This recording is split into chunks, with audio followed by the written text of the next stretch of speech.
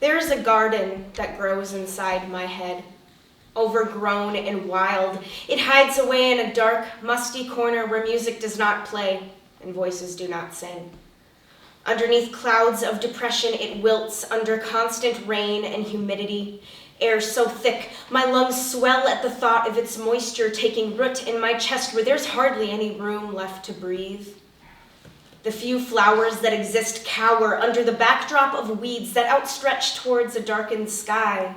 What little sunshine exists there is swallowed by flora so ravenous it leaves no rays to nourish what fragile leaves and buds too frightened to bloom. My garden is a mess. Behind my lids it lies, an abandoned biodome, a forgotten patch of land never to be satiated with what attention it can get. It clamors and hollers until the screaming is all I hear, until its yelling is all there is, until it grows so loudly that I can no longer take the noise and I cry just to give it the water it so desperately demands. Thick vines overtake already crowded space and squeeze. They squeeze until I suffocate, squeeze until I'm dried up, squeeze and squeeze and squeeze until there's nothing left but the dust of budding confidence now blown away by the whispering wind. I close my eyes and see my garden, unkempt, unclean, unhealthy.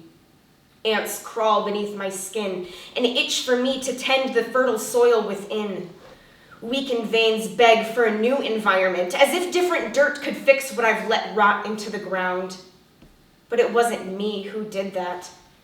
I didn't plant those weeds here, and I didn't plant clouds in the sky, and I did nothing but care and love and trust that everyone except myself would take care of my garden when those pests took control.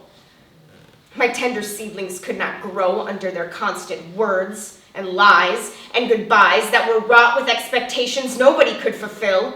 How could anybody thrive? How could I be expected to survive when I was alone in this box filled with mud that I was buried under, where I couldn't give any more water? How do you still need more water? You only want more and more and more because you say it's not enough. How can my tears not be enough? When will it ever be enough?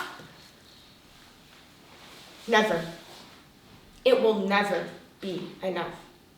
Just like water is not enough, and sunlight is not enough, and the richest soils money can buy are not enough because brittle compliments and kind tongues will never be enough on their own to make my feeble plants grow. Rain and shame wash overhead, a blanket of regret that encases me in what this garden could be, should be, would be if I had nurtured instead of tortured the life that grew here. Those weeds can't be ungrounded, just like seeds cannot be unsown. But the mess I've allowed to flourish can be plucked and tended. With grimy gloves and new tools, I can learn to be the gardener those plants deserve. I can feed their scraggly roots with hard work and with sweat rather than drowning them in my regret.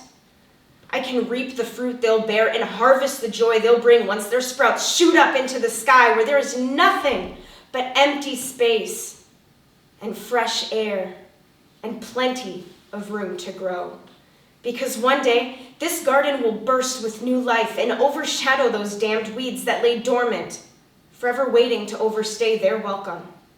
But this time, it is them that will not survive, for I am finally ready to help my beautiful garden grow.